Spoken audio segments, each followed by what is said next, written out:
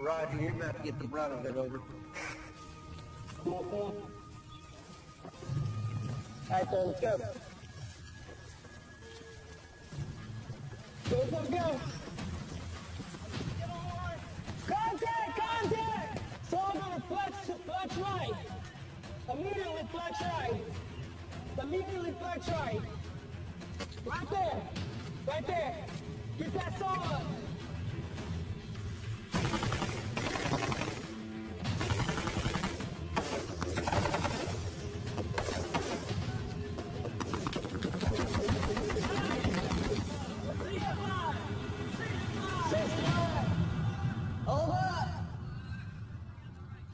Everybody stop! Index. End of exercise.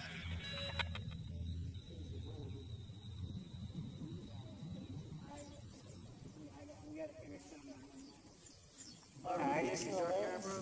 Huh? Yeah, you got my dark hair, bro. Well, I mean, on your glasses, you're missing the lens. Yeah. You missing a lens? Yeah. I can see out of this one more than I can this one. You're firing one? How'd you lose the lens? My glasses were already broken, and when I was getting my dark eye pro out on the movement to contact last iteration, it fell out. So we're talking a week and a half ago.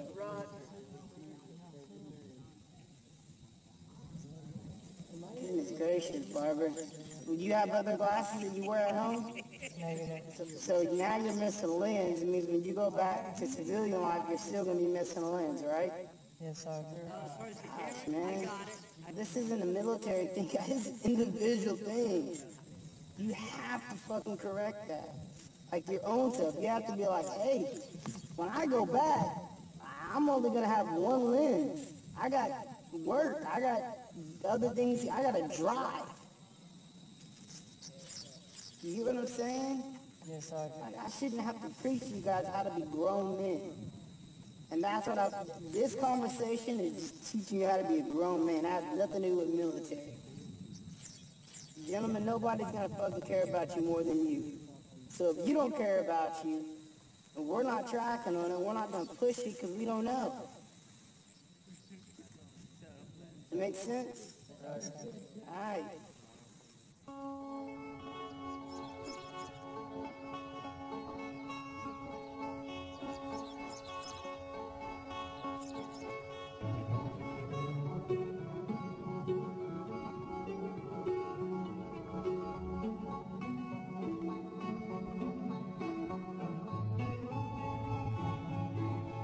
What happened with Barber at training, I mean, it's unacceptable, but for me as a leader, something that I have to correct.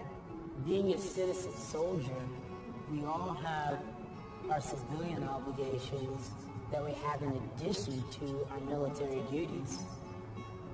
For instance, on this last deployment myself, I was a marketing director.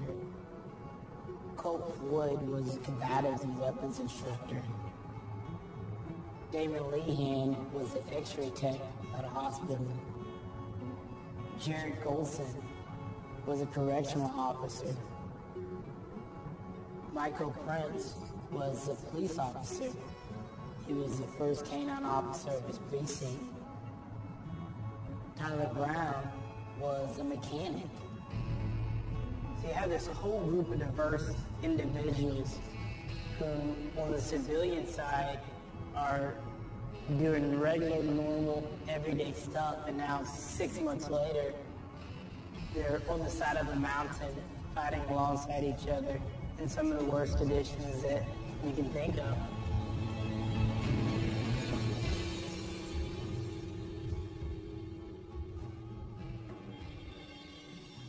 What's up, man? So today I'm getting together with Colt Floyd and Tyler Brown, which are two guys that I deployed with back in 2011. I'm gonna throw some burgers on. You guys want some broths too? Absolutely. Right. For me, one thing that I always felt like that I got in for was to deploy at some point in time. So then to have an opportunity to get on this one with the guard seemed like kind of a natural thing. And I don't think it still really hit me. You know, we're actually going on deployment, going to Afghanistan, gonna be in some tough stuff. And even up to Shelby. And my impression of Shelby when we got there was just like, you gotta be kidding me, you know. It's gonna get us ready for war. Yeah, it's gonna get us ready for war.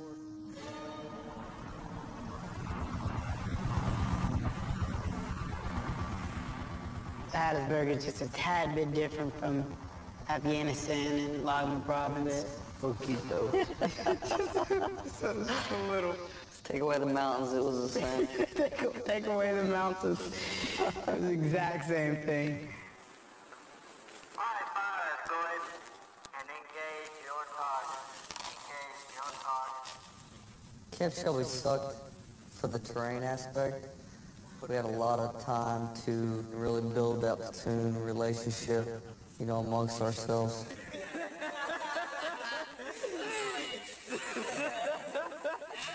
That's where the whole bond starts. Right there, you know, Shelby, that's where it really all started. I remember one day Sergeant Wolf had everybody grab LP Lehan and duck him in the mud as an introductory to being first platoon's platoon leader. Lehan still smiling.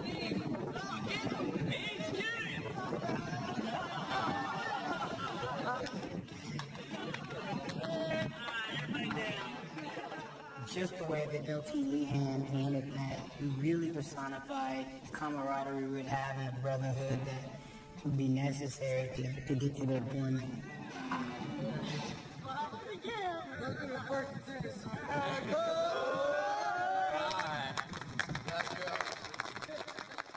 Yeah, I'd say Lehan helped me the most because I felt kind of lost first coming in.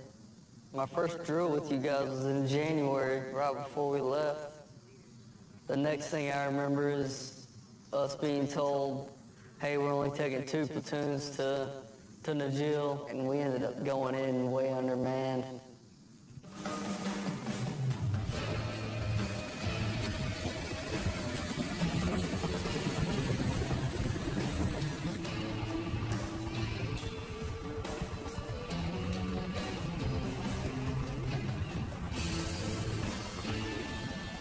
This being my first deployment, I definitely looked up to several individuals for leadership and guidance.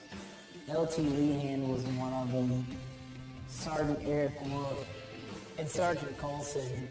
Sergeant Colson wasn't your typical leader, tons of experience, and the most absurd appetite. Dude always had food. 15 years I've been doing this. I've been through a lot of fucking life experiences that shape the way I look at things, that change my outlook, my views, my perspectives, the way I problem solve. That's one thing that the Guard is able to do very effectively. We're able to look at things practically and not just according to a manual. Does that make sense?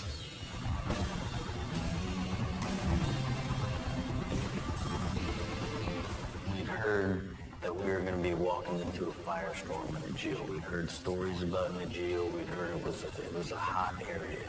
So we were prepared. We were prepared to walk into a shitstorm. Najil, our new home for the next 10, 11 months.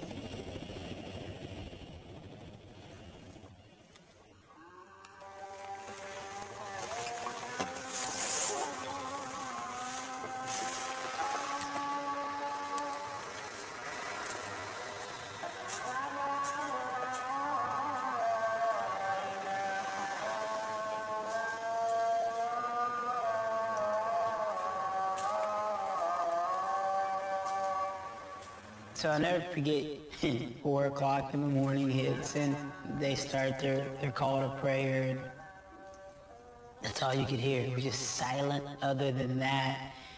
And I was kind of freaky.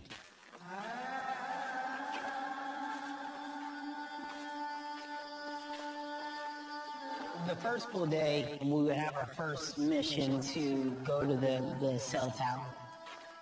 We quickly learned that the cell towers would be a huge focus point for the Taliban.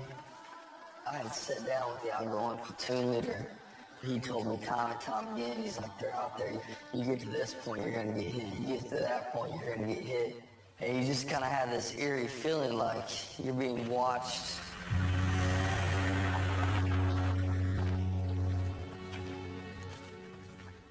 The enemy maneuver pretty quick on those mountains. They've been running those mountains for years and years. They could have high ground on you in a pretty quick time, and that's pretty scary. What further you got? See, right up there. Come on, you got about 200 meters.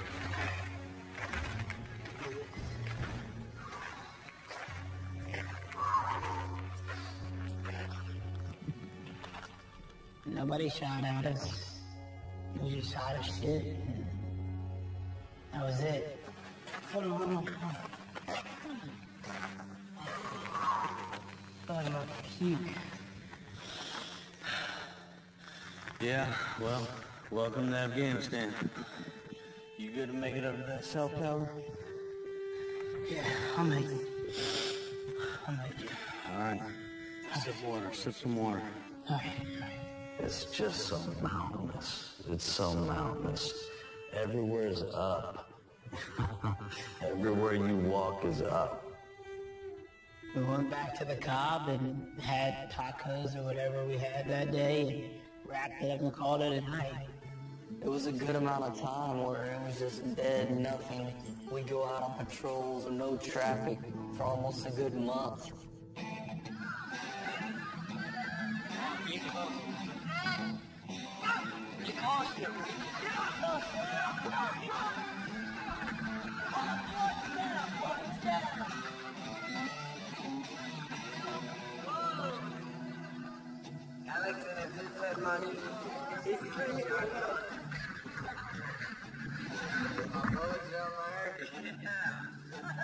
They were watching us. They made us feel comfortable, and maybe we got too comfortable.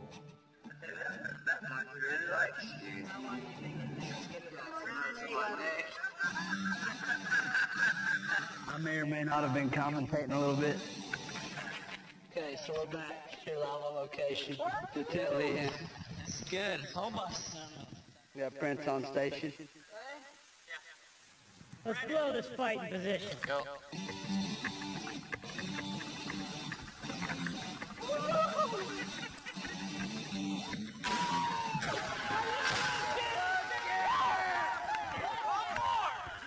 Who did pull the pin?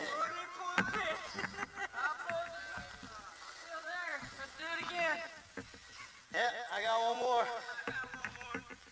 Do it. What's your assessment on this sprint? I like it. I'm having fun.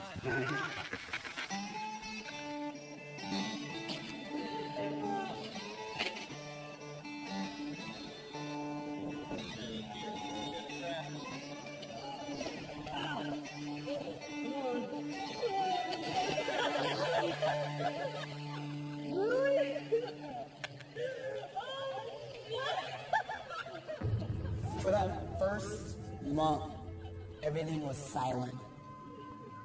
We didn't see the enemy. We didn't hear the enemy. It felt like it was just my brothers and me, alone in the mountains. You know, war is boring until it's punctured by these moments of heart-stopping terror.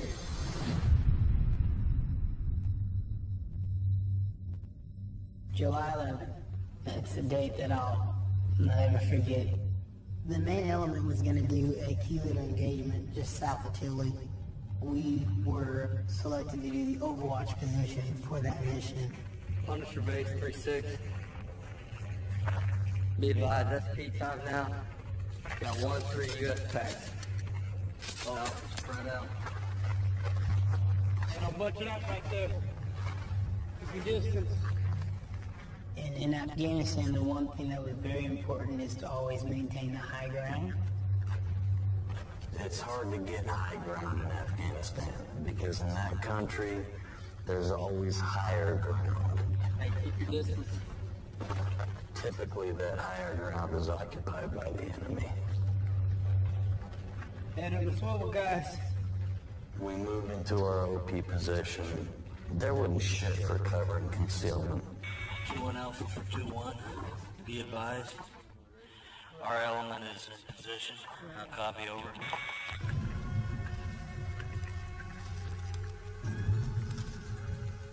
We would do key leader engagements with the village leaders or the elders.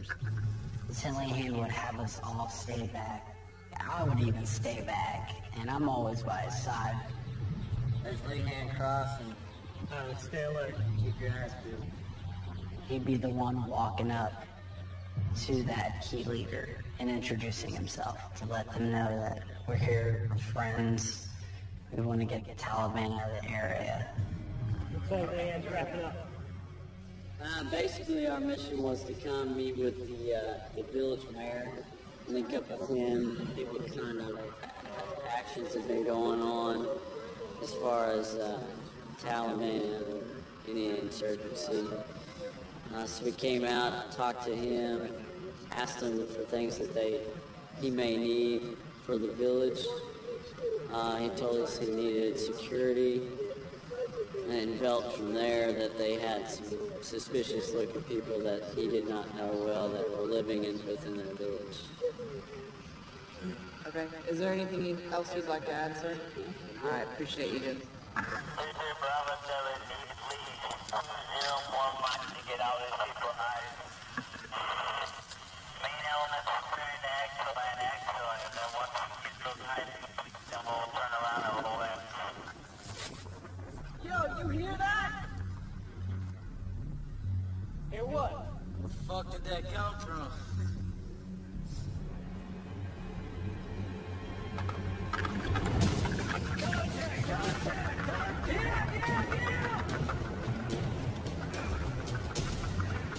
Hey, you coming from the other side of the river? Lion, you good? Nor you good?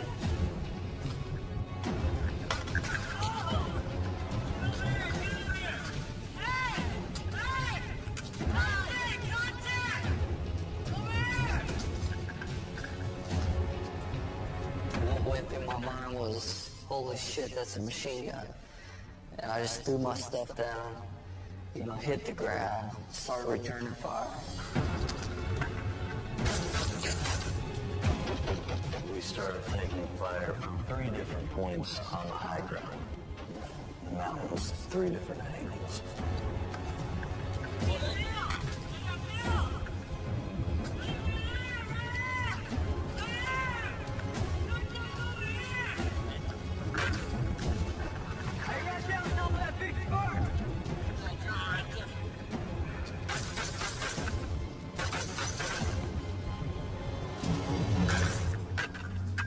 That's the first time I heard this sound.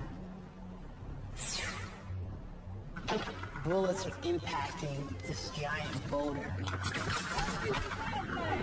And it becomes immediately clear that I'm not being guarded by the rock, I'm guarding the rock. Fragments chipping away in front of our faces. Man, what's that coming from? Hey, I'm in a bad spot! I gotta move! It was very clear at that point that we were kind of sitting ducks and we needed to move.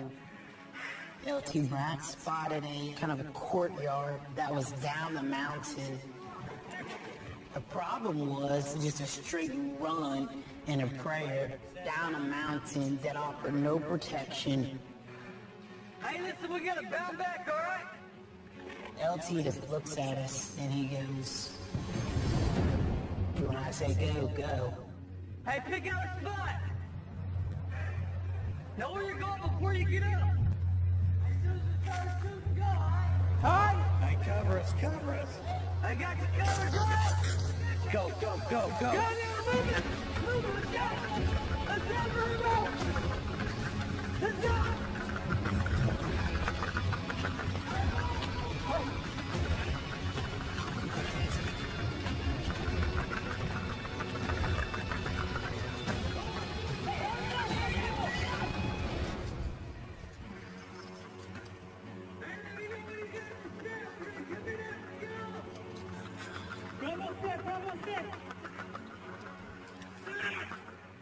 I had the other guys move first, and I was the last one to go.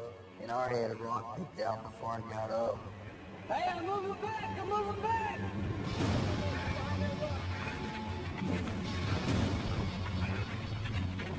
The rounds were just flying by us left and right. A round just went right by my face.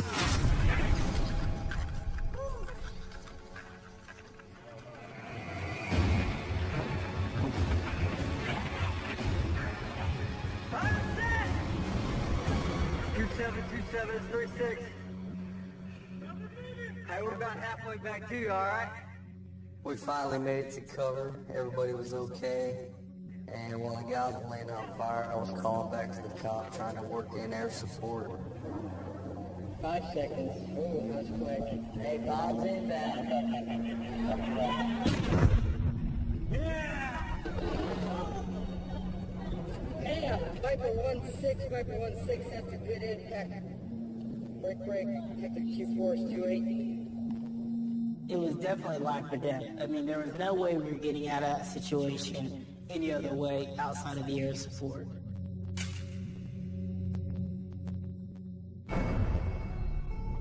LT Brown's leadership ability was really telling at that point. Here he is, a young second lieutenant.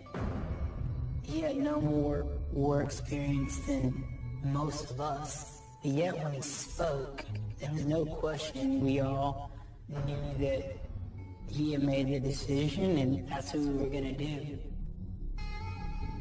You know, it definitely changed everybody right then and there, within a matter of seconds.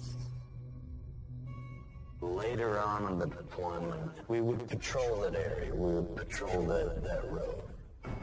And I would look back on that high ground, that OP that we had occupied, and I thought to myself, how the fuck did none of us get waxed that day? You know what I mean? How did none of us die?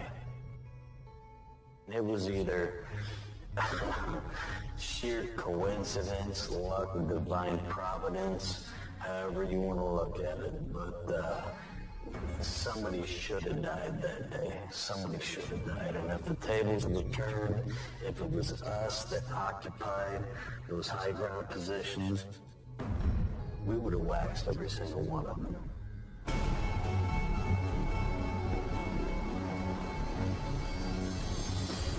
After that, all hell just broke loose.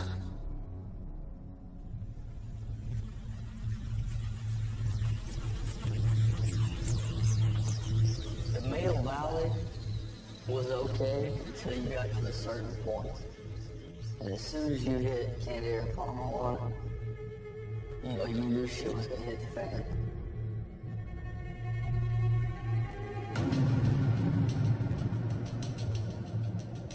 We were heading to that area to get them to come out and fight.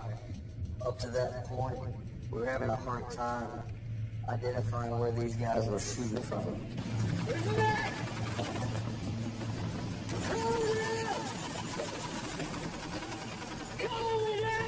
At first it was on small arms fire, and then an RPG hits the turret with my platoon sergeant in it. Oh shit! That was right over my head. AIE 3C fire from my wrist claw. Right on my head.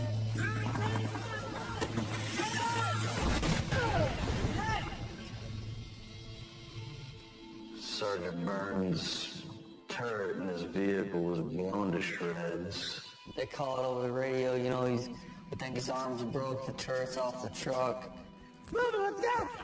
So we get called out to plus them up and provide extra security.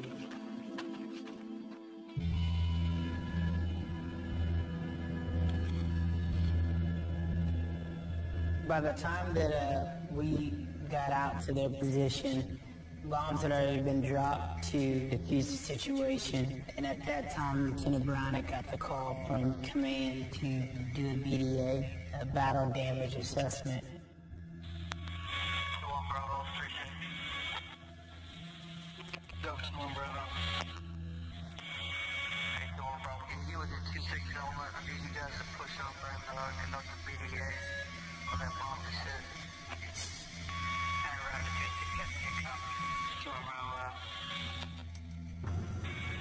Three, 6, 2, 1 Alpha, over. That's 361. Roger, be advised, we're Oscar Mike, over. Roger that. You guys hurry as fast as possible. Roger. We found the best route we could up the mountain. It was rugged terrain. Hurry up before we get our truck blown up.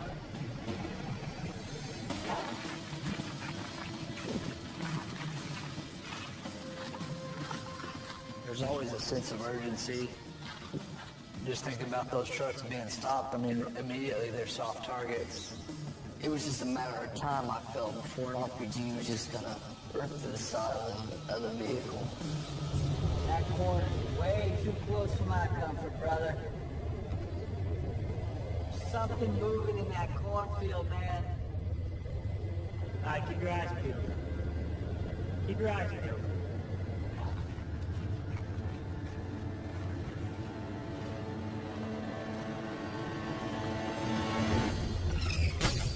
What's that? That was an RPG!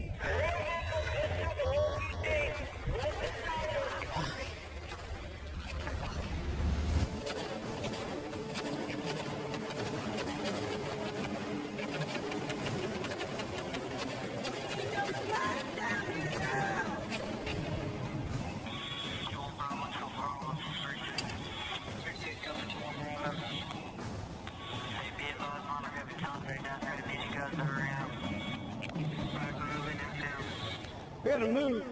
We gotta move. We can't stay here.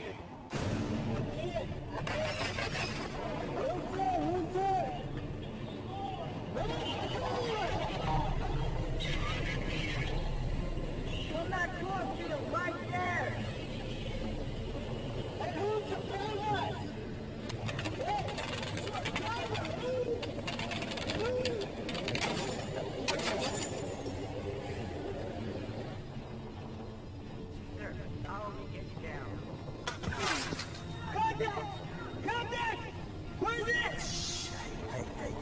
Shut up, shut up. Let's move down in that ravine right there and reconsolidate from there, Roger. All right, get your guys.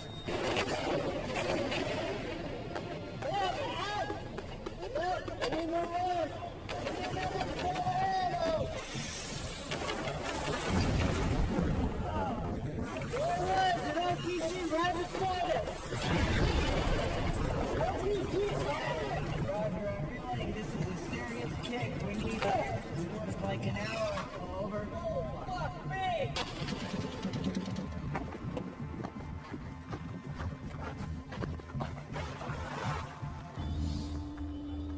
We ran into about a 35-foot drop-off, just straight down, straight drop-off. There was only one way that we were going to leave that mountain, and that was jumping down this cliff. We can run that. There's enemy combatants on the other side of this ridge over here firing down on the bill. We gotta go down. We gotta go down. Okay. How are you gonna do that? We gotta shut her gear. The whole time we were sitting there, rounds are just coming off left and right. But there's no way we were leaving until we got those guys down.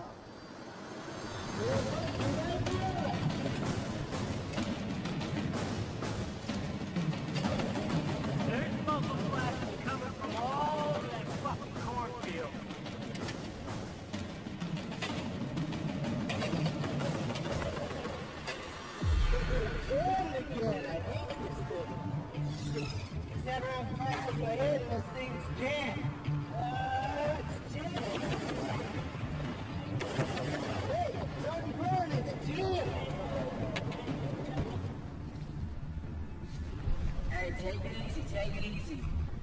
Take it slow. Take it slow.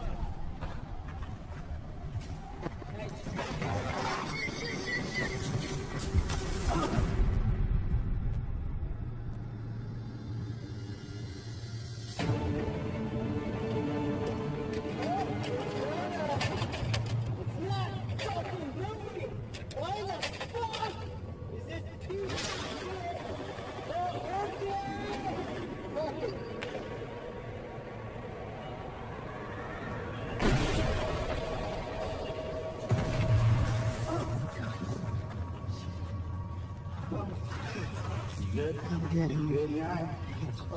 Hey, everybody good? You broken bones? Nah. Alright, come on. Let's go. 361 Bravo, we have all made it down the cliff and sit back up. We're now heading back towards your direction, towards the truck on the road. I'll copy. Air support's on their way. Come forward.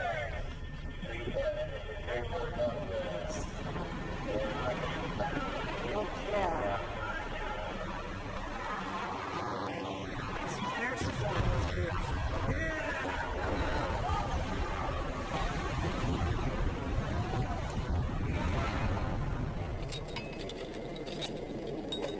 Well, you know, that's what happens when people shoot at you. Fuck.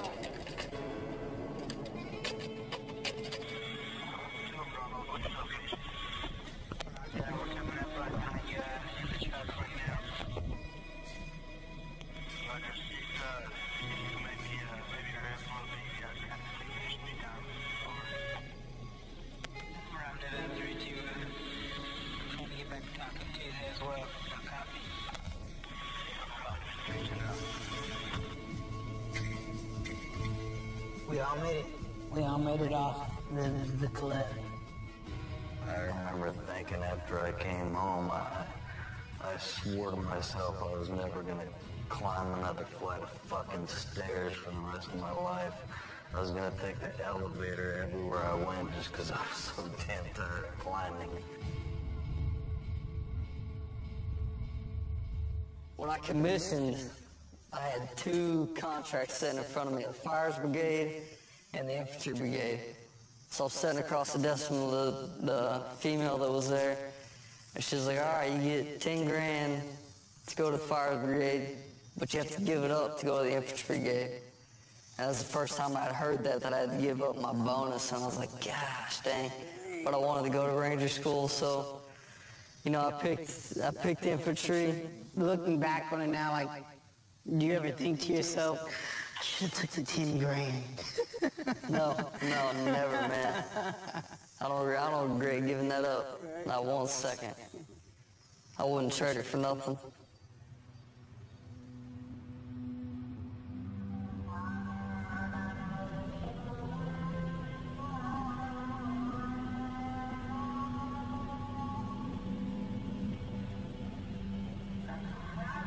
On the morning of August 14th, we were set on a mission to do convoy security for a support company.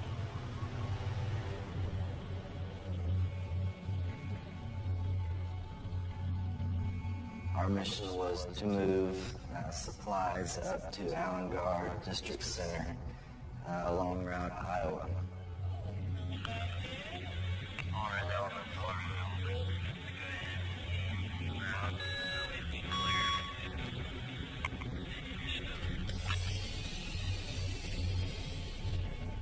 On the way to the FOB, we had some intense talks in that truck. Remember Lieutenant Lehan telling us that he got off the phone with his daughter, I believe the night before, that her pet passed away, and so he was dealing with that, and he wanted to be there to help with his daughter and give her the support. Hey guys, what are you up to? I'm in a truck. Army truck. Anyways, I thought I'd give you guys a video. Just say hi, I miss you guys. Love you. I'll talk to you later. Love you. Bye.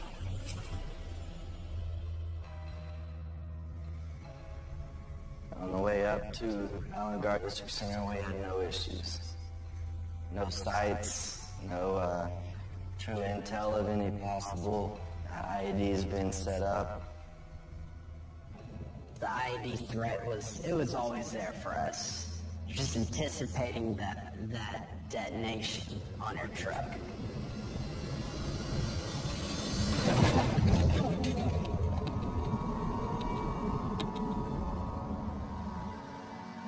We arrived at the Allen Guard DC on time. Echo Company offloaded their trucks.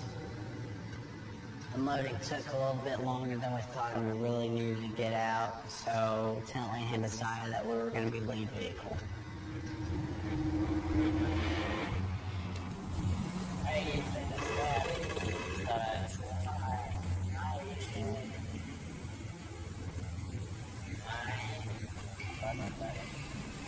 Alright. Love you. Being the first in the convoy, and me and Lieutenant Lehan would dismount, do our checks on certain areas. If something didn't look right, we would just get out, check it, and if it was good, we'd get back in and drive off. Red 1, it's Red 7. You go ahead and hold the convoy break.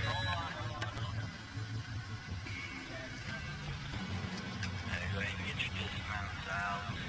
You go ahead and start clearing the route for IEDs. Break. MC, how are you at walk behind the street?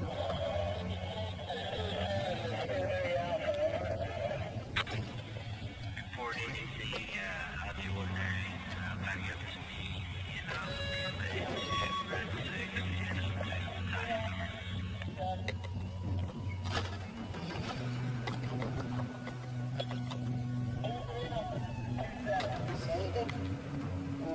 Just garbage? Yeah.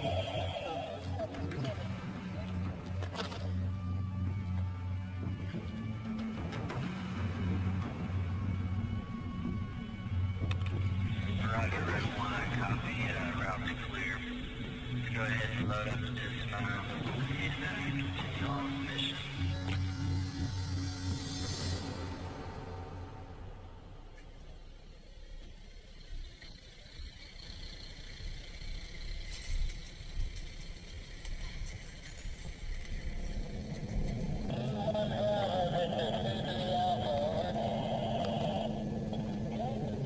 Did you start moving? Just start going. Good. He's got room, sir. Good. Bravo 7. Zero more mics to get out in April 9. But we can get in the I-6 and have us taking over. Trying to get some speeding up the hill. Hey driver, when you stop, man, you gotta try to be aware of your surroundings. Red 6, Red 6.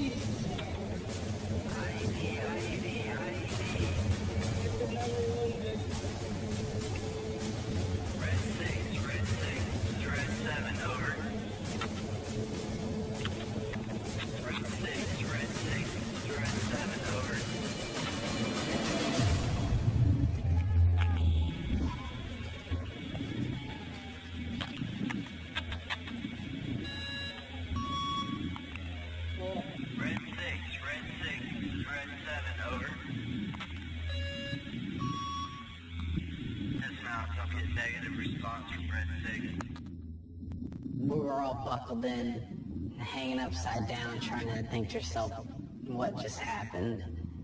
And we kept screaming for Lieutenant Lehan, and we weren't hearing anything.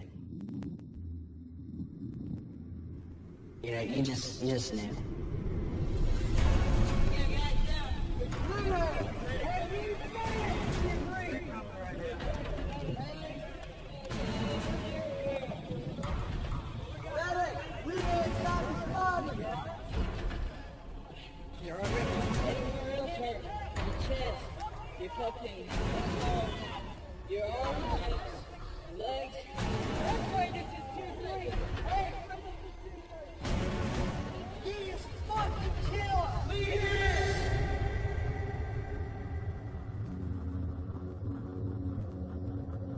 The noise of that IED going off sounded like no other explosion I'd ever heard before.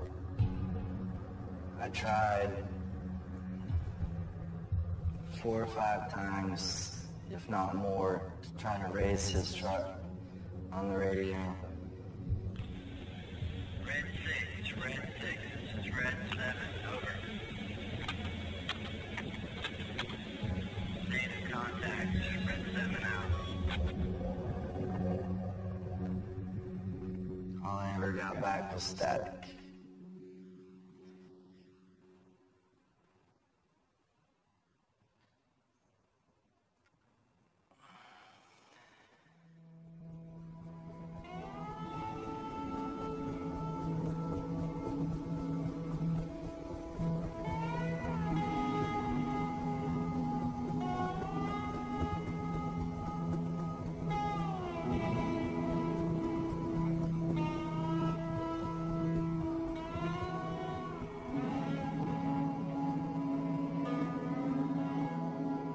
One thing that sticks to me about Damon was just his smirk.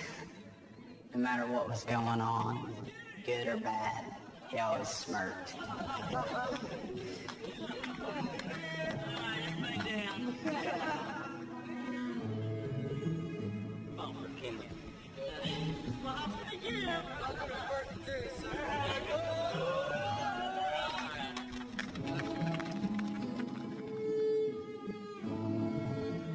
He was truly irreplaceable. He was the glue that kept us together. I would say we were best friends. I had to cram all those emotions down deep inside to continue on the mission.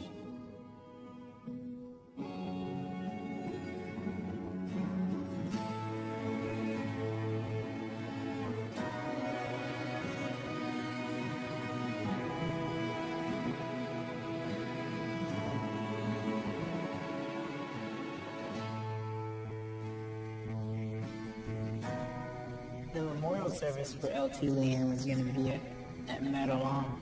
It's about a 3-4 hour drive. We wanted to make sure that we were there so we could pay our respects to an incredible leader. I think we're almost halfway down there, and I'm in the lead vehicle with Sergeant Prince.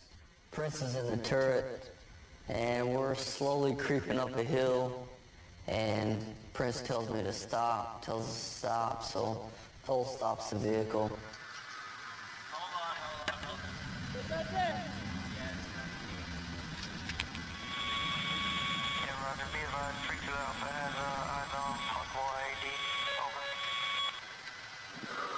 Really? Another IED?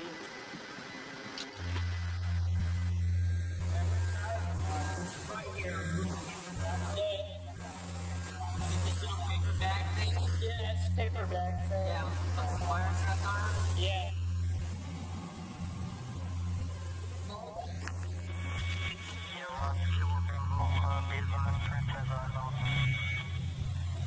That's a good fucking spot. Hey, good job, Chris. I wouldn't even say that one. That's all Chris. We finally get a call from the battalion telling us to hold tight, EOD's on the way. We decide to set up 360 security around the IED.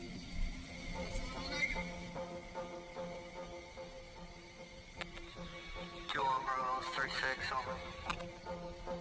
Working up to 1 Bravo. Hey, you want to 27 element? See if I can get some of you guys pushed to the higher ground to provide security. Over. Roger, copy.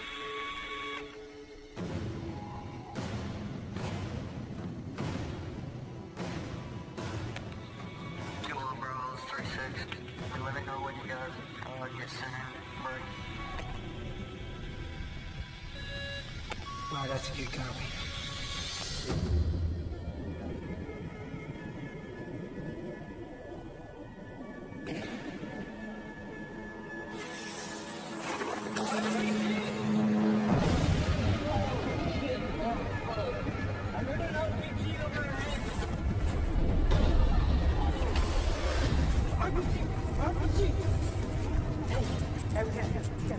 CCB advised that RPG hit about 30 meters from us. Right? We're going to push up, and we're going to try to get a clear view across the river. How copy? Hammy, come on. Let's go. Come on. Hey, Fred! Hey, it's just from the other side of the river. Hey, we're on the other side. Gunner, hey, go grab some ammo from the truck. Hey, hurry up. Damn it, show me some movement.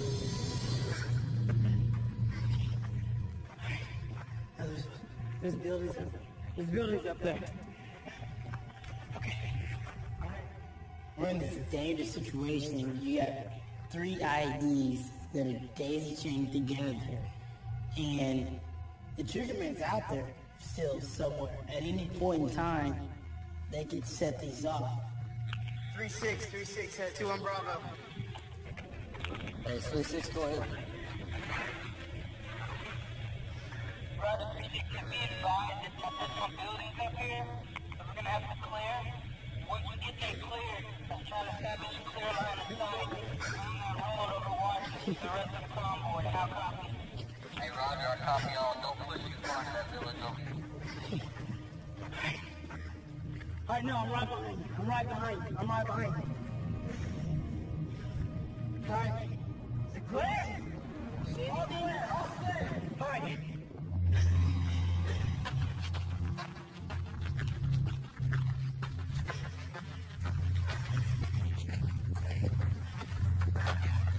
You see anything? All right, let's move it. Now, see that? See that clear right there? We can see over the road.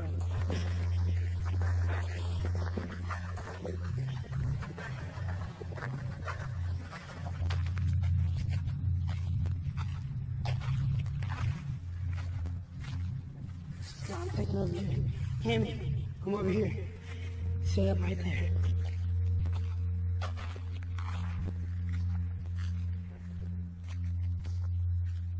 Roger, give out. Get set in position. How copy? Hey, Chris, you got eyes on those guys over there? Hey, make sure you're watching down in that group of trees. Hey, sir, across the way. Hey, moving on the roof. What? Good. She good. All right.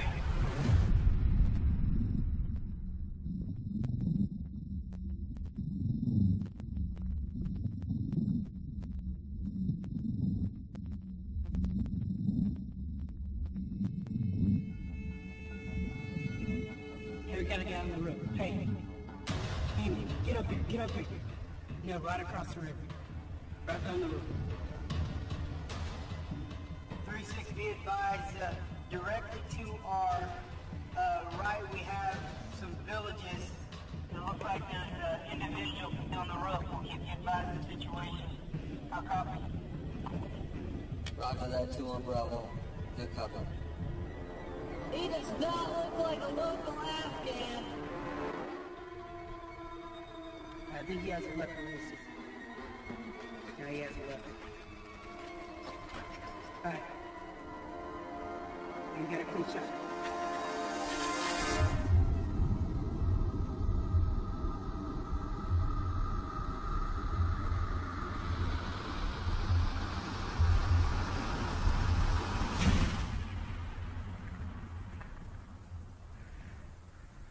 You get him? I got him. AOD's clear. We're going to move out. Get your guys and move back down to the ridge. 36 out.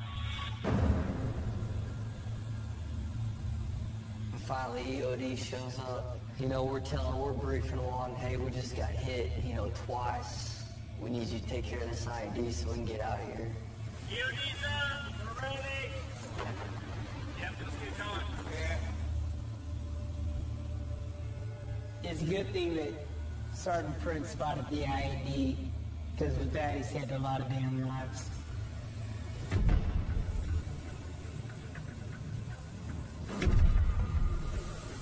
Damn!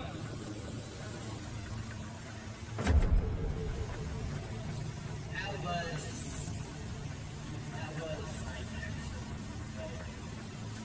yeah, that looked like the actual charge. Yeah.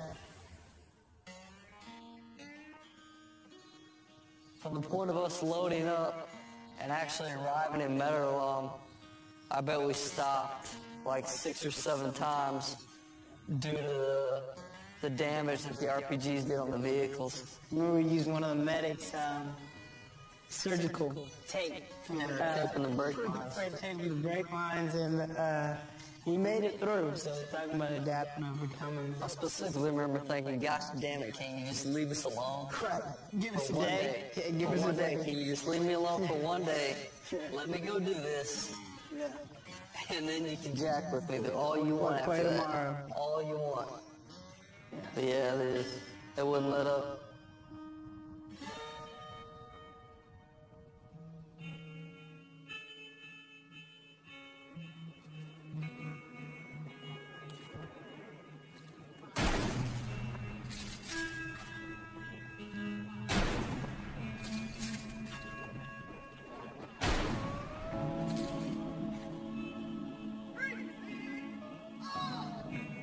One of the things that Damon did was he went out with the interpreter by himself without his guys. Finally got to the point where the interpreter was very nervous. He didn't even like it. And so his wife called me and said, hey, I think you need to talk to your son. He's kind of putting himself in harm's way. And so the next time he called, I talked to him and I said, hey, I know you're trying to bridge the gap and you're trying to be a good soldier, but, you know, we just want you home. We don't want you getting hurt. And he said, yeah, I know, Dad, but, you know, this is something I have to do to show trust. So he did what he believed in. As a result, we found out at the funeral that 350 Afghan leaders, village people, came to his sending off because he did touch them.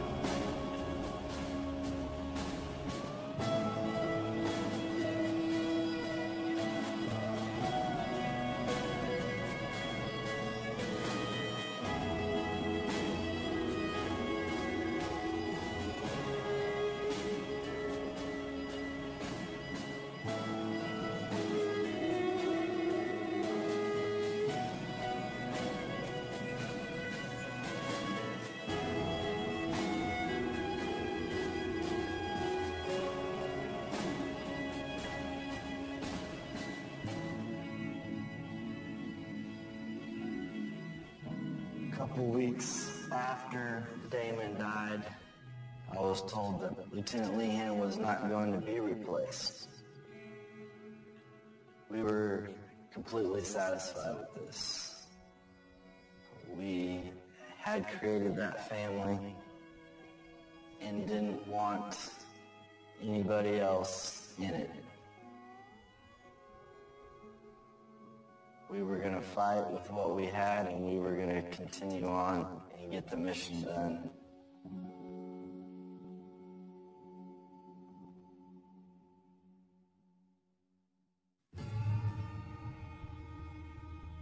When Lehan got killed, it was the first time we had lost somebody. A lot of us, and to include me, wanted that revenge to go out and kick some ass and get them back. But at the same time, you know, being in a leadership role, I had to make sure that everybody stayed calm, cool, and collective as a team.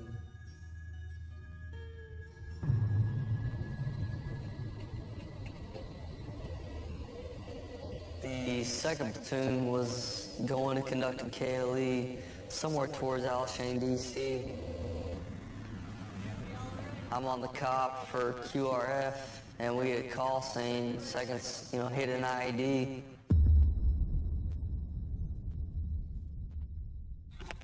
32,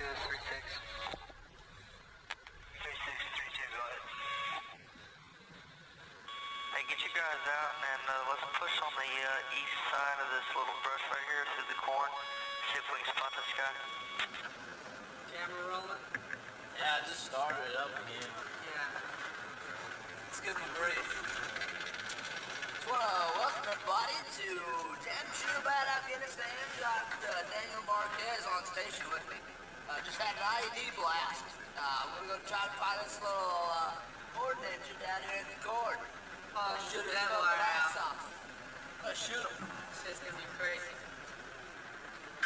Hey, Sergeant Prince. You got that incendiary? Just let me have it.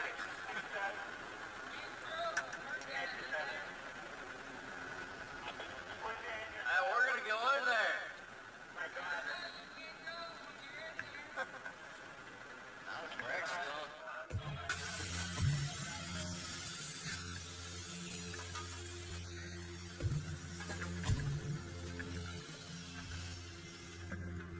All right, let's move.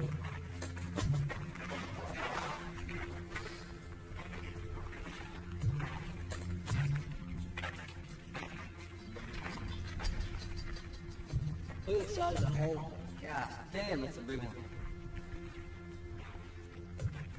Dude, no wonder we couldn't find it. It was damn dug underneath the asphalt. Hey, see if we can spot the wire. The money comes from America to pay these Afghan contractors to build these roads, but at the same time, the Taliban uses their funds and power to come in and have these construction workers put these IEDs in the road as they're paving over it. There's little to no chance to even be able to know that they're under there. All right, hey, push out. See if you can find it into the wire. Rod, you got to spread out a little bit.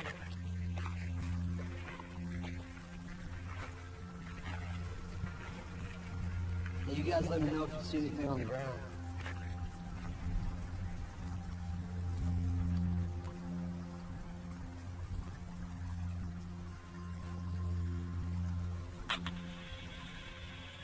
Be advised, they have eyes on your element as you move into the cornfield.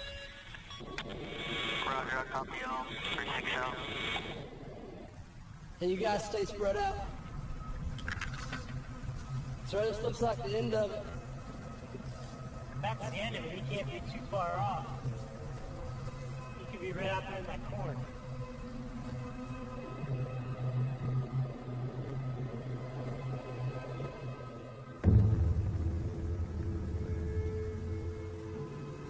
Hey, we're pushing this corner. I'll try to be quiet so we can get this guy moving. Hey, make sure you guys stay spread out.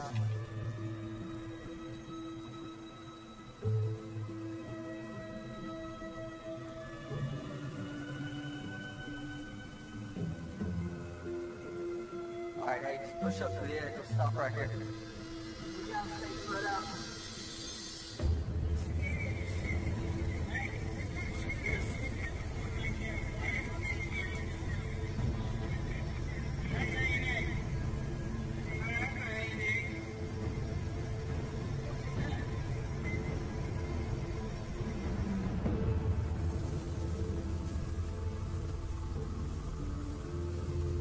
We can make it down that creek down there and I'll fucking draw it down.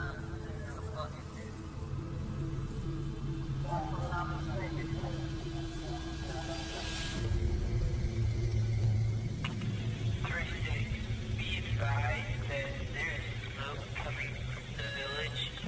Not sure if it's an indicator of negative activity. I want you to be cautious that we have eyes on as well. I copy.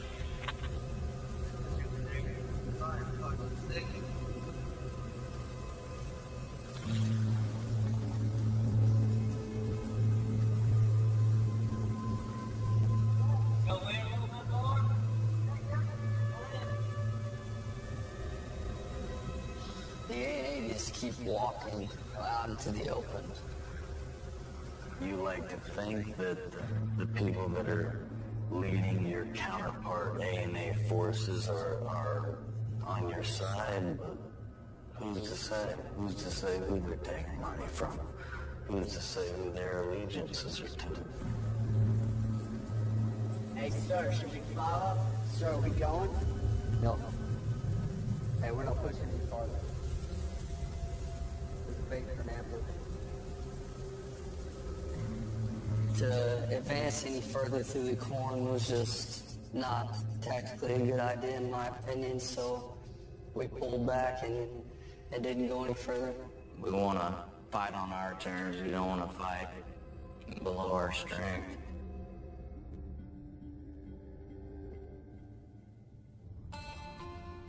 After being in Afghanistan for nearly 6 months, you can really start to feel the bond that had been created.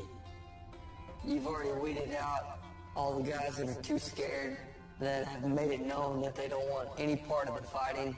What's left is brothers, and that's it. We would have these late night family talks from the Hestas, making fire pits and kind of reflecting. Sergeant Coulson found his appetite on every mission we went and was always managing to find food somehow. Sergeant Prince, a canine officer back in the States, even adopts this puppy. There's Prince with his new puppy. Come here. Come here. Come here. Come here. Come here. There you go. You big dummy. Prince found his canine unit. Screw that. But you could never shake the feeling that that one big mission is right around the corner.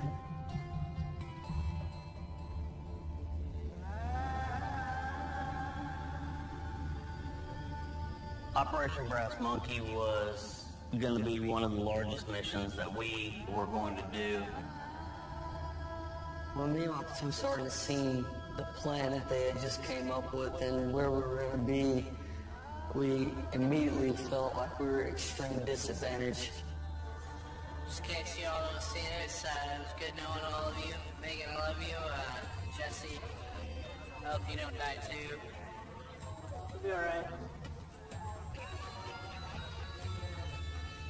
The first night that we were planned to get picked up and brought out there, we were told the mission was canceled, so I passed it out to all the guys, hey, stand down, we're canceled. Then the next day we hear, hey, it's back on, you guys are going tonight. Spin everybody back up, hey, we're on tonight, get ready. And sure enough, it got canceled again. The battalion commander said it's done, we're not going. And I remember going and laying down to sleep that night, just kind of relaxed. Nothing to worry about.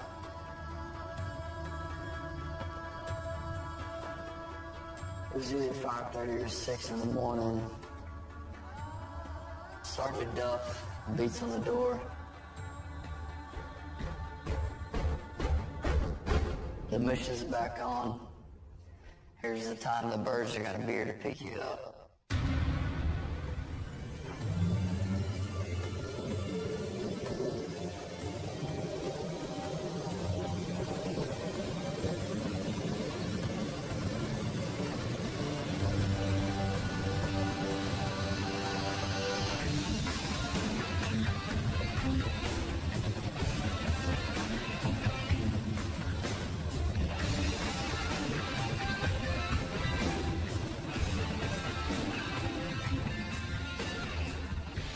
The goal on the mission was to clear the valley.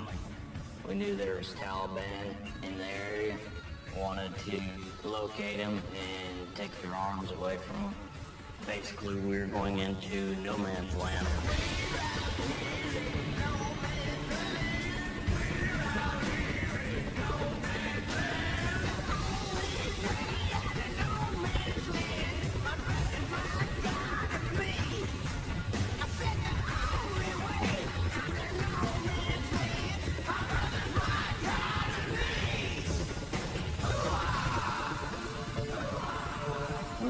back into a place that no American forces had ever been before.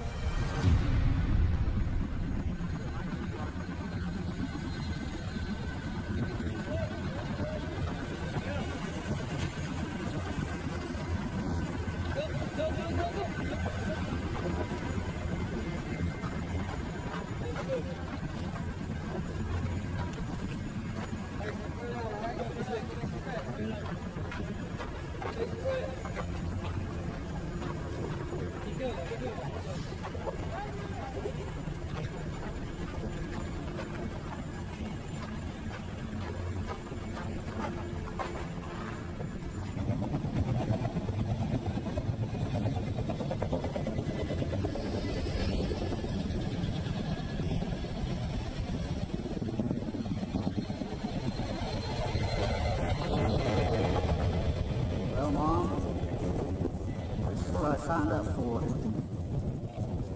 My bird landed in our position further to the northeast, and my platoon sergeant and his guys landed lower in the valley. Hey, our grid is 92698. The plan was, once we hit the ground, set up 360 security and hold tight till daybreak. Hey, John, your scanner over there, right?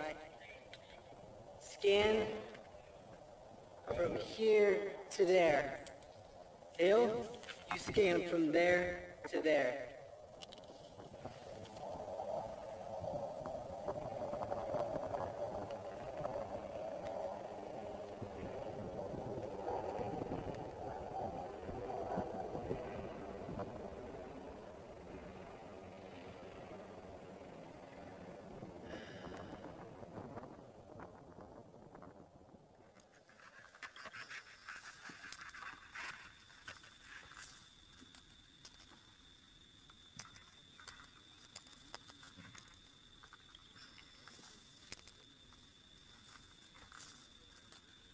As daybreak was approaching and light was coming, we instantly got a worse feeling because now we could actually see the type of terrain we had just been dropped in.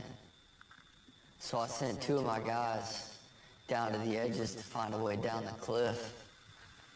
Look how steep that shit is. Straight down right there.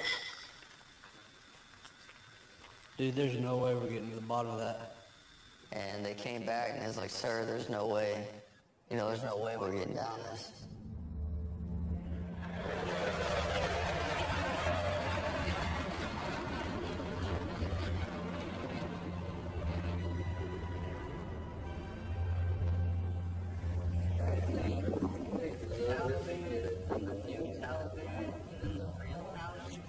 This is the Haqqani network here. You have the Haqqani network and you have some Taliban offshoots and just freaking thugs. And then, no, we're battling the Haqqani network. We haven't fought the Haqqani network yet. There are 4 JPEL targets in this area alone. JPEL means they got a hit out on their head. And in this area alone there are 4. So yeah, keep down. Keep your eyes open too.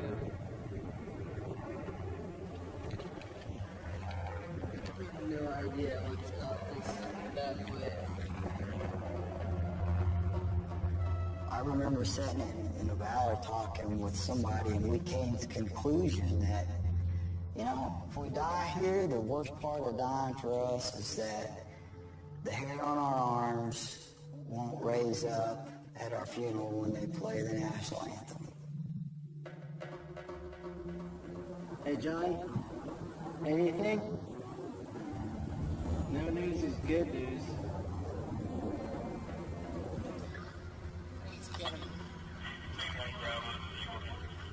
See right between those trees? Big rock on that ridge? Just to the right of it. Yeah. If we can get over that, I bet we can make it up that side. God, the 360. What I'm seeing, that vertical danger is there's no way we're going to be able to get through this way, right? We get back up on 3-3. We're going to move back to your location. Over. Roger, that's a good copy. 3-6 out. And then just kind of out of nowhere, this little fella comes up out of the riverbed. Hey, sir, we got to get to us out of the riverbed. Hey, bring it right over here. Hey, Cutter, go grab that turtle. Hey, Chris, bring that kid up here. Hey, ask him where he's from. Ask him where he came from. He just so happens to be from the village we're going to. He spoke perfect English. As I just go down this little goat trail, you know, there's a riverbed and you can cross there. You never really know who your friends and enemies are. The country's entirely corrupt at every level. Generations of people who know nothing but war, you know, and they're very self-serving. The boy takes my other two guys back down there and he shows them how he got up. So they come back to me like, yeah, sir, we can make it down there. You know, it's going to be tough and dangerous, but, you know, if we have to go, this is the only way we're going to be able to go.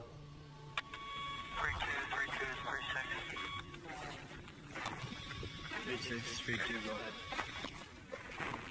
Hey, be advised, I need you guys to pull security on this side. Myself and 3-3 are going to make our way down this side. Over.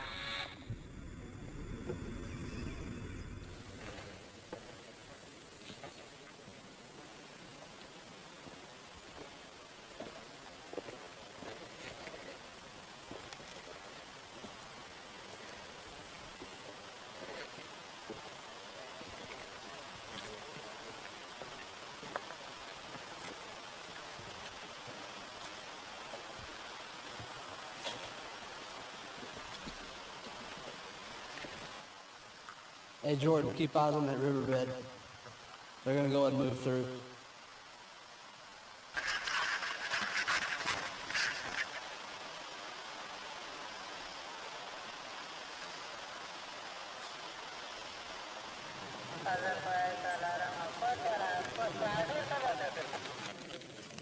What do you say?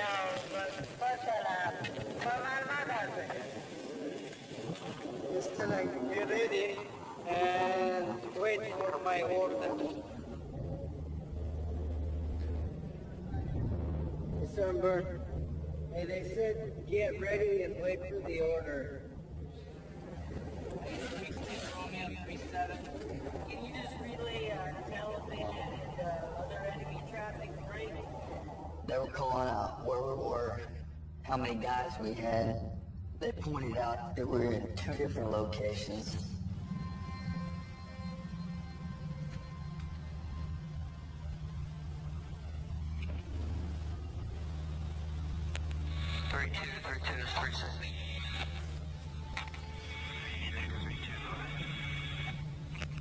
Be advised, we all made it to the bottom. We're going to push up on this other side.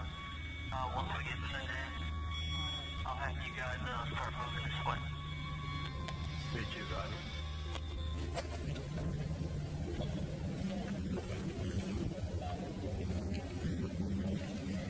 Be advised, picking up a lot of radio traffic from the LOVI break. They're calling out locations on our movement. So make sure you guys get ahead on swivel and get ready. Over.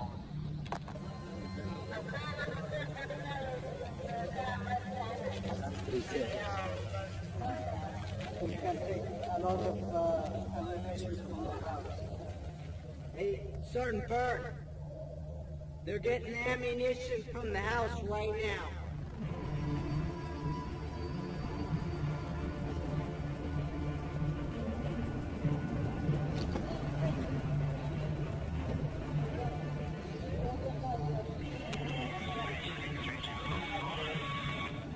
Hey, this is Aero 36, go ahead.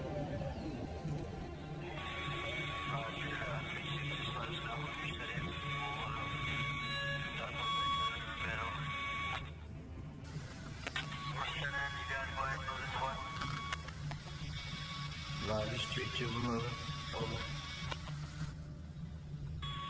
Good copy, 36 out. Sergeant Floyd sent me up front. I took point, of our element, Sergeant Prince, took up the trail.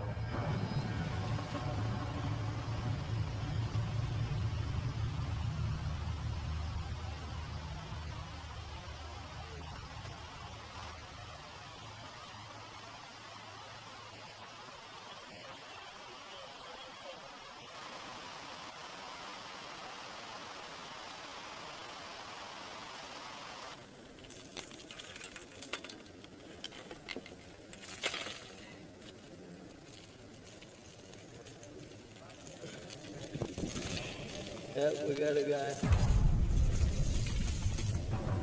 Alright. See, if you're TikTok, just to the right of that, we got a guy. If you got his weapon, right, is that set?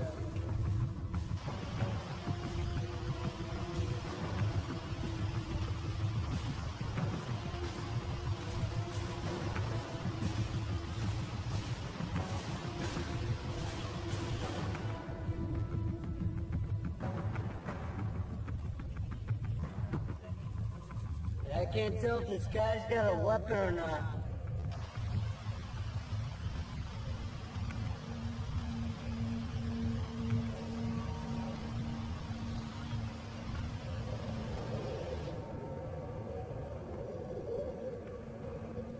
Hey, Sunburn, he's got a weapon. It looked like an RPG. Hey, your rifle.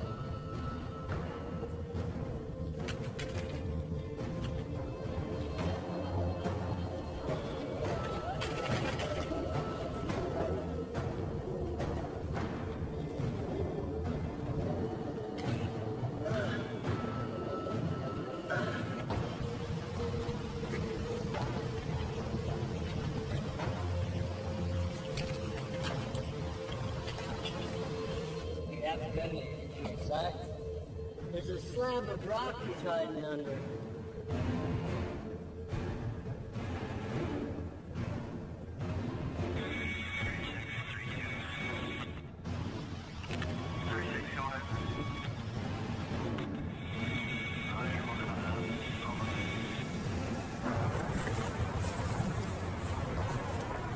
We're not going to get any closer, second now.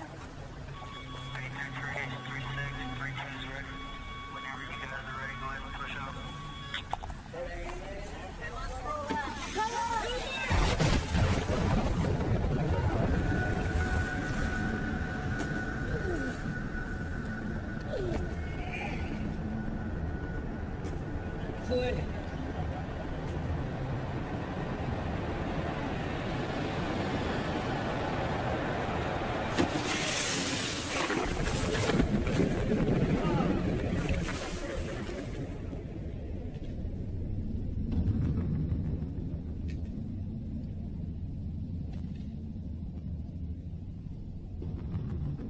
There's stuff flying over my head and camelback landing in front of me. So I do something bad happen, and Go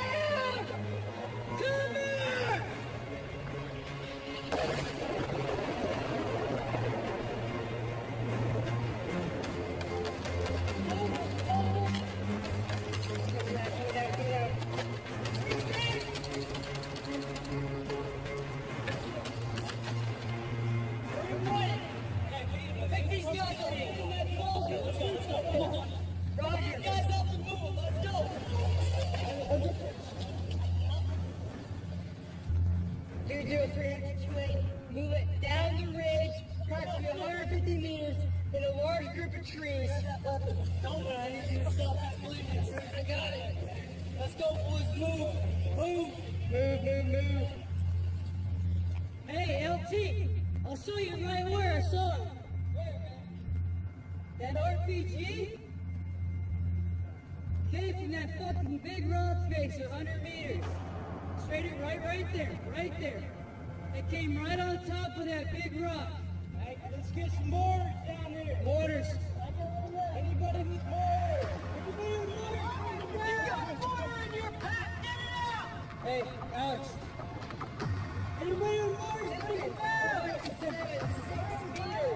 Hey, Alex.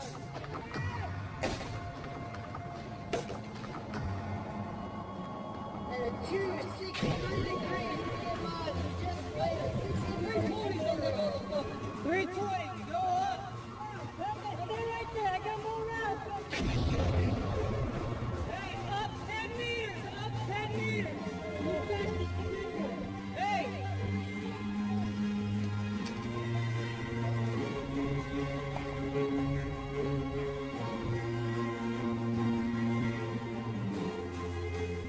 Hey, keep your eyes on that road over there. Sounds like they have reinforcements on their way. We're spread pretty thin, and if they come at us, they got us.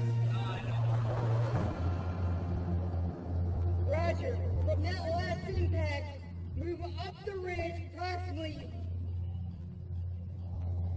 50 to 60 meters. All right, no more mortars! Cease fire! Arms inbound!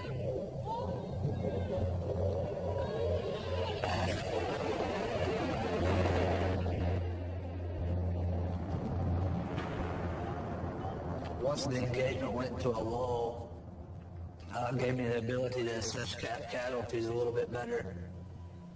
Let's get that count. Keep going, bro. Keep going. Almost there. Madison. Almost there. 2.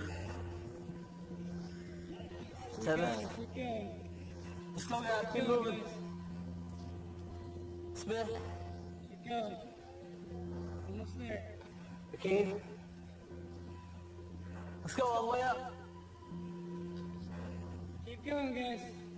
You're almost there. Almost there.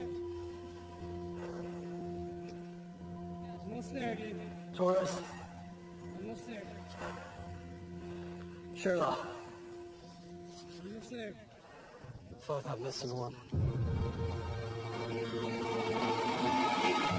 Watch up there.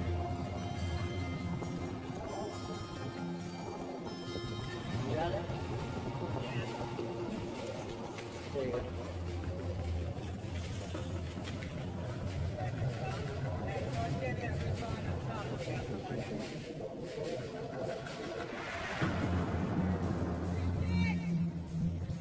Hey, what's up? I'll relay.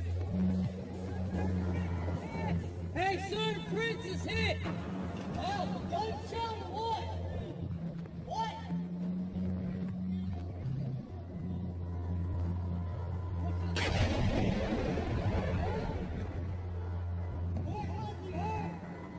Alex and I, we took off kind of back that direction and started looking for Prince. And that's the guy that I was missing.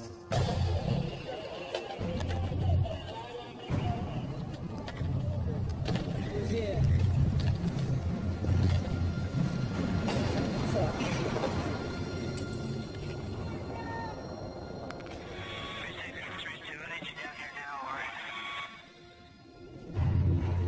And I take off running down to where Floyd's at. Right now! You want to make it quick? 3736, I come around kind of the corner, and Floyd's standing right up in the middle of the trail, and I stop.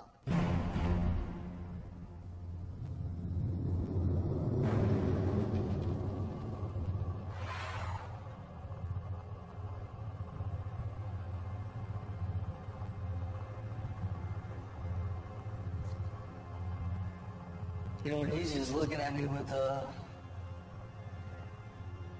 a blank stare on his face, and You know, he said Prince is dead, and he's falling off the side.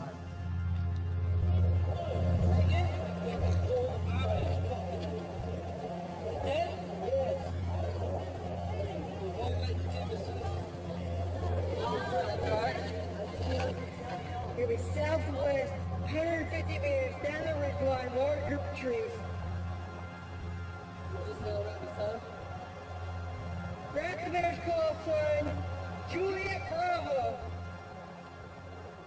You doing all right? Just calm down. Remember your training. Just let the rounds fly, all right? Sorry for anything. Can't worry about that now. All right?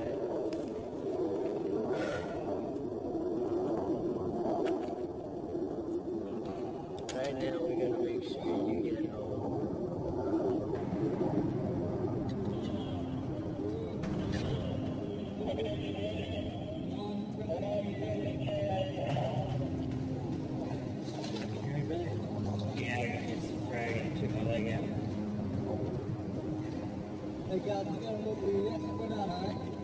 We took a few minutes. I got a team together. And I said, all right, as soon as this bomb hits them, we're going to... A group of us are going to go down and get Prince. 203 heading 28, cleared hot.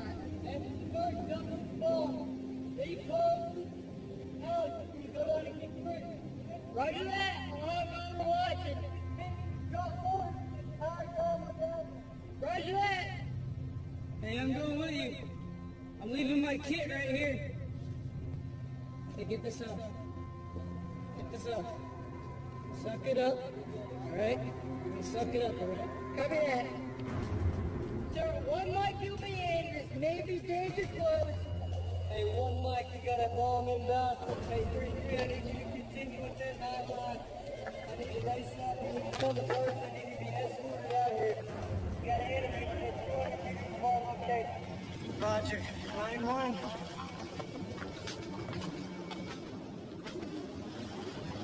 Whiskey Delta.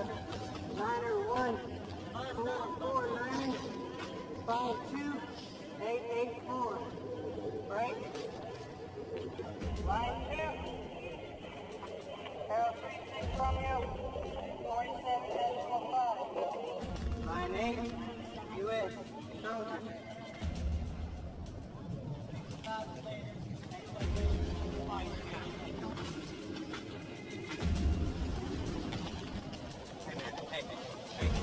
Stay with me. Stay with me. What do you gotta do? What's the next thing you gotta do? What's the next thing you gotta do? Tell me what it is out loud. Say it. Make sure everybody's safe and I get the 9-line called in. We get the Is the 9-line done? What's the next thing you gotta do? Make sure that Don't flag your weapon. Okay? Who do you gotta make sure is okay? I gotta make sure Max and Ted are Where are they? They're down there. Where they were headed. Okay, so you need to go back there. Right? Is that what you're saying? Are you good to go back there? You sure? 736 on my right.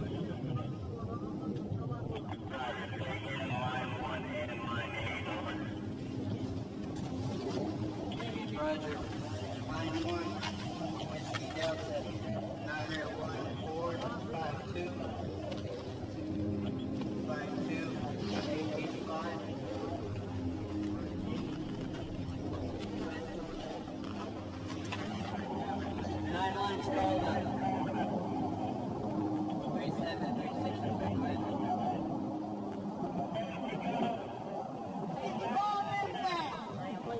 Get down!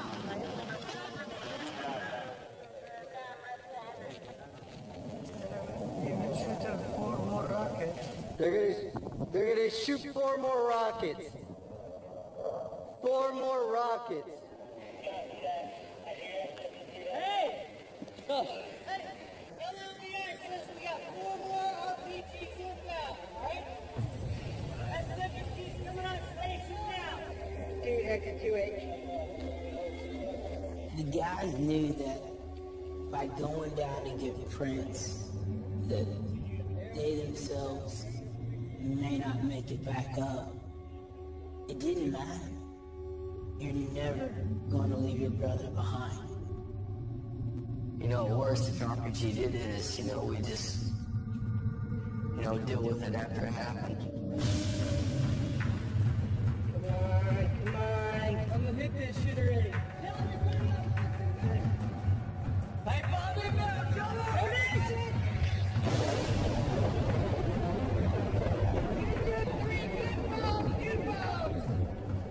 Hey, hold this rocket.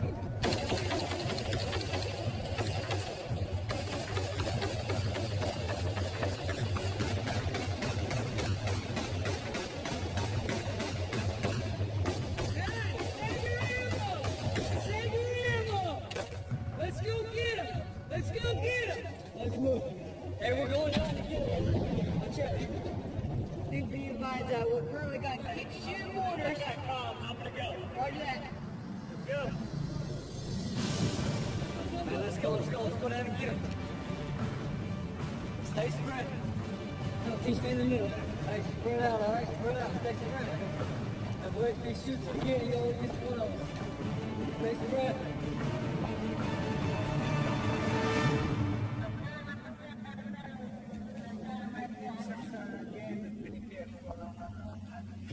Hey, Sunburn, they're preparing for another attack right now.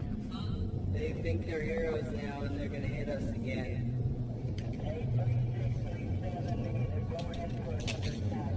You got security. You gotta get out of this area. We can get that bird. Drop the hoist right here. Drag his kid. You're going out this way. Not this area, alright? You might need another guy down here. We need another guy down here. Send one more guy down here. I'll just take the weapons, alright? We're here to get his kit. Where's his rifle? Up my way? Hold up. 1, 2, 3.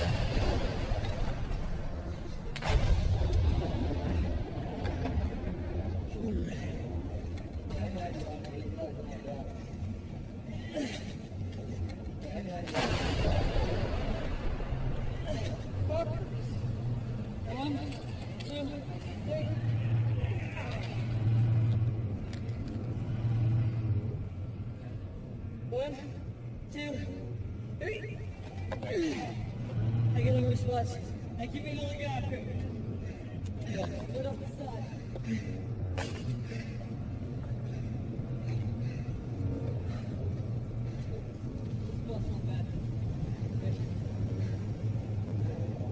One, two, three.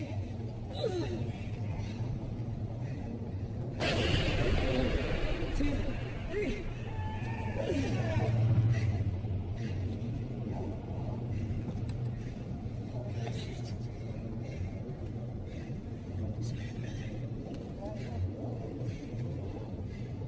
One, two, three.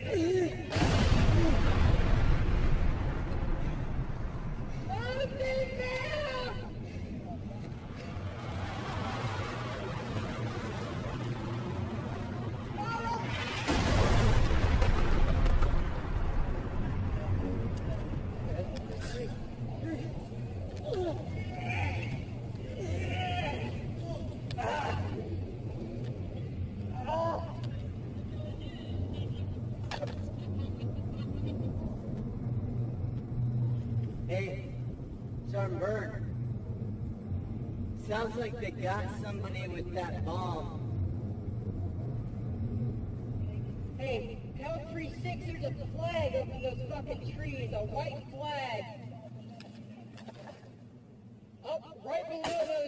right there? Just below that tree line, there's a white flag. Hey, fuck it. Here, you grab one side, I grab the other. Bill, I'm gonna see a break for a second, I get security. Here.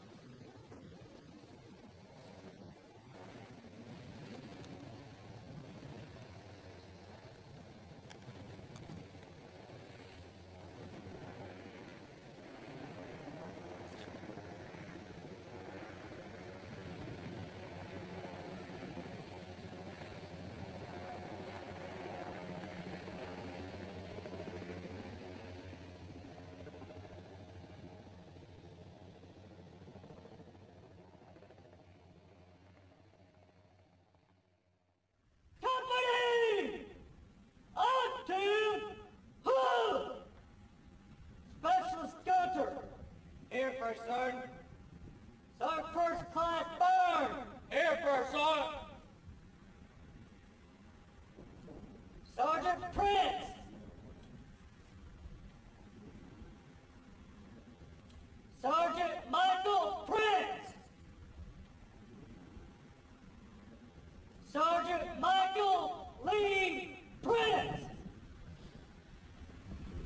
Sergeant Prince, you were a husband, a father, a friend to many, and will always be a brother to us. You will never be forgotten, brother. Thank you for the time and the memories you spent with us.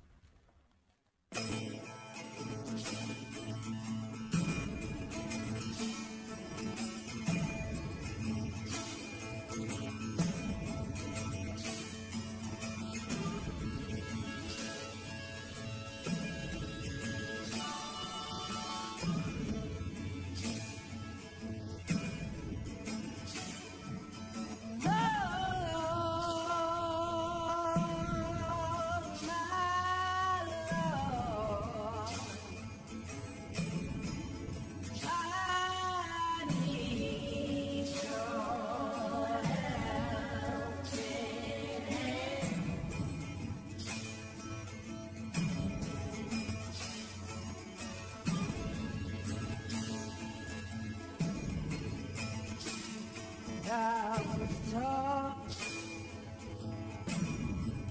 to be patient,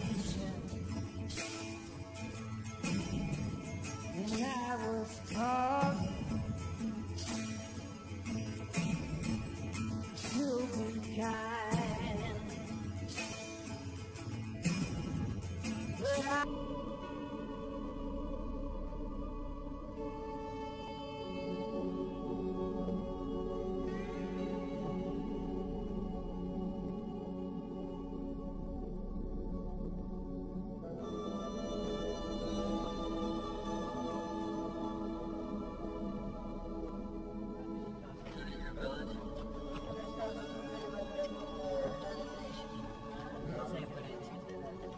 When's the last time you seen any of them come by? أخيري وأفكر وجدت الدلالة مشتغلة.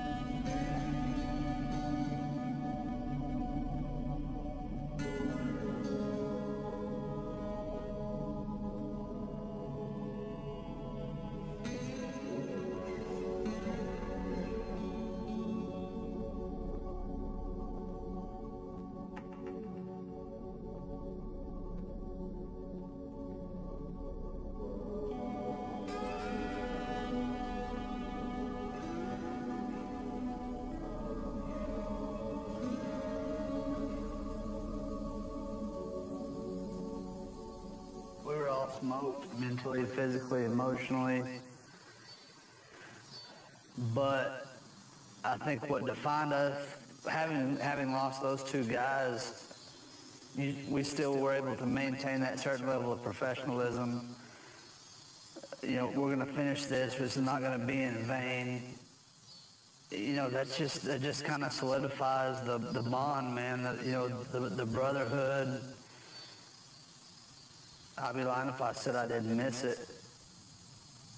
You know, it was a shitty place to have to live for, you know, a year, but it was our place, you know, and we owned it, and I'd be lying as well if I said that I didn't miss it.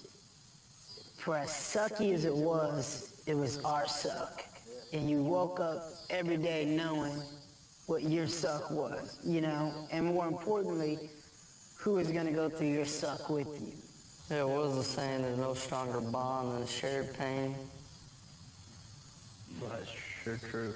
Couldn't be any more true. Yeah.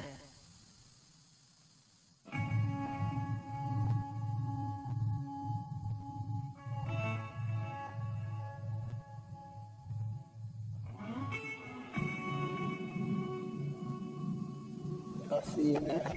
See you. seeing you. Always good seeing you. You too. All right. Take care, guys. See you, man.